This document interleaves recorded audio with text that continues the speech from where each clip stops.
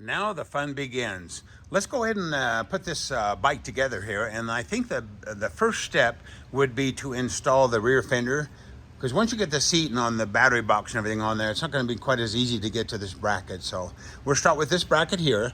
Now this just kind of bridges across the swing arm up here. And what we're going to do, I'm going to show you how to put it down in there. This is what we end up with. You notice we're going to leave it just a little bit loose. Just a little bit. And we'll come back and tighten that, and we can't forget to do that, by the way, once we get the fender put on. Oh, and your parts, all your parts will be black. The reason I leave these bare metal is because you can see them. If I do them black, you just can't really see them in the video very well. So yours will, all the parts will be black.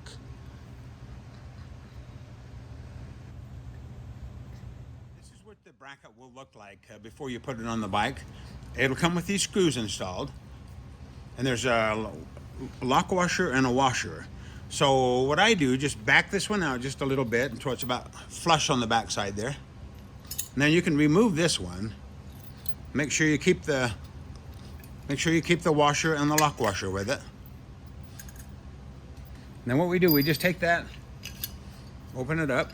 You can just slide it down in there like that. And then what you want to do, you want to hold the bottom while you put that screw in there. And I'll go ahead and show you how to tighten these up. As you tighten these screws, make sure you push toward that side of the bike. You'll notice this little key thing. Make sure it's sitting against this little flange right here. So push that way as you tighten these two screws, and then feel underneath and see that the threads are about the same length. You can even look under there if you want. You want the threads to be about the same length so it sits nice and flat. You want it to sit flat on the swing arm here, and then the bracket flat on the bottom. And there again, we're going to snug it up, but we're going to leave it just a little bit loose. Not much, just a little bit. Push it that way. Okay, next we're going to install these rear strut brackets. They're really cool the way we designed these. They'll basically just mount on the bike right here, just like this. So go ahead and do me a favor and remove the screws that have the nuts. Leave the ones in that have the welded nuts. We're not going to take those out yet, but take the ones with the nuts off. And you'll notice there's left and rights, and we'll show you how to install these. We're going to do the right side first. I'll go ahead and put just a little bit of blue lock light on the threads on this bigger screw on the bottom. No need much, just a little bit. And we're going to go ahead and screw that in first. That goes in that boss down below. Go ahead and screw that in all the way, but leave it just a little bit loose. Just a little bit loose.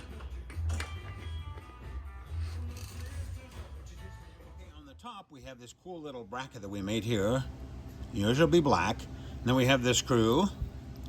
It's a hex head lock washer. Go ahead and put the little bracket next to that tab right there. Just like that. Rotate the bracket up. And we'll put the screw in there.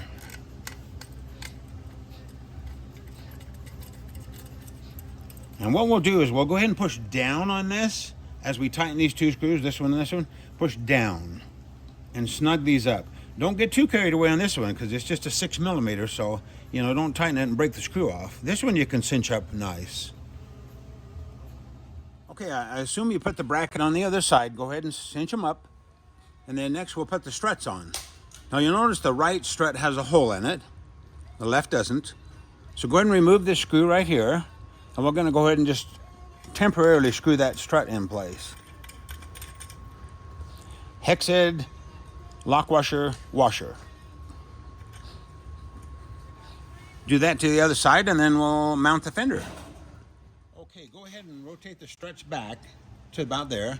Take the screws out, and then we'll take your fender, and we'll just rotate that down in there very carefully, not to hit this. And that screw will go in there and rotate over to the left. Now we'll go ahead and snug this up. What we want to do is we want to give just a little bit of clearance for the chain here, so I'll show you how to do that. Okay, I've just snugged that up until it raises the back of the fender up a little bit. And then allow about 1/4 inch of clearance here. If it moves a little bit, it's okay. We're going to go ahead and kind of put everything on, and then we'll tighten everything at last.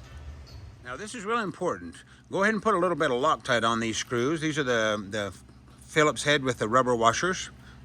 Put a good amount of Loctite on there before we screw them in. It's important because we don't want these vibrating and coming out.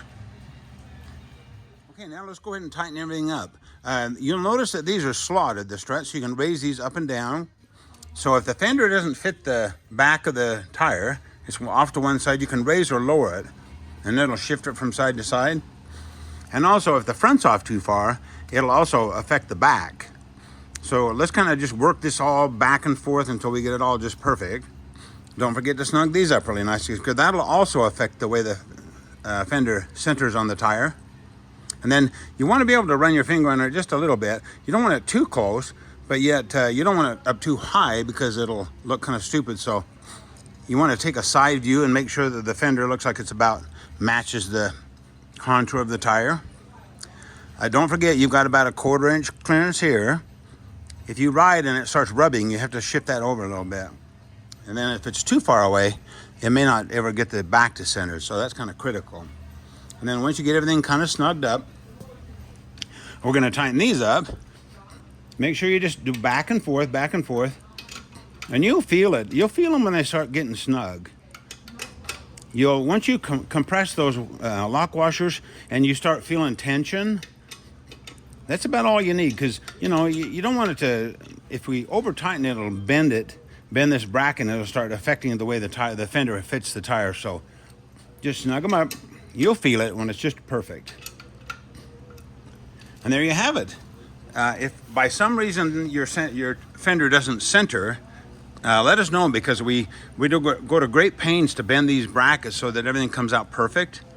But there is a variation from bike to bike. So as we go along, we'll get them all perfect. But to start with, there might be a few that are just a tad off, and we'll work with you on that. But so far, everything's good. So let's move on to the next step.